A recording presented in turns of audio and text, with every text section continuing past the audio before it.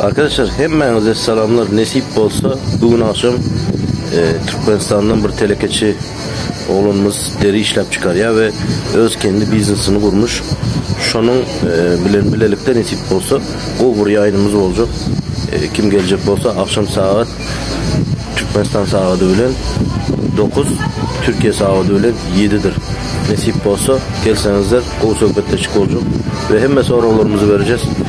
Nerede bu işte yükseldi, nerede bu işi kurdu ve şular var arada bu sorularımız var. Azizden tayarlanlar. Nesip olsa akşam kurulunda çık olacak. Öz brandini ve öz işini kuracak yaşlara yol kurguzmak için şu bizim kontentimiz vardır. Ve TikTok kanalımız Business Türkmenistan size gerekli zatlar şu tayda olacaktır. Nesip olsa o kontentlerle size karşılarız. Şunun için hem haberleşinler inşallah. Seacraft näme brand? Seacraft derak sualları öndüren yerli brand.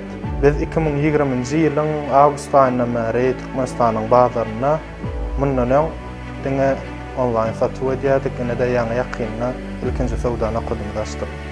Bizim prensipimiz arası deriden yukarı hil aksesuarlardan hem de son teknolojiyaları kullanıp size yukarı hilli önümler hödretmek.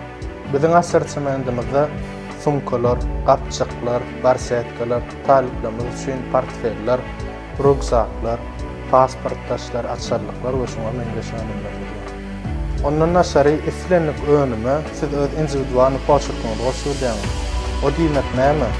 Hazırda öz at familyanızı, logotipinizi yakıp yazdırabileceğiniz ya da initiallarınızı pechat öpmünde toz presta basıp verme hizmetimiz var. Bizim salgıyımız Bahtiyarlık Savda Merkezi 2. kat 20.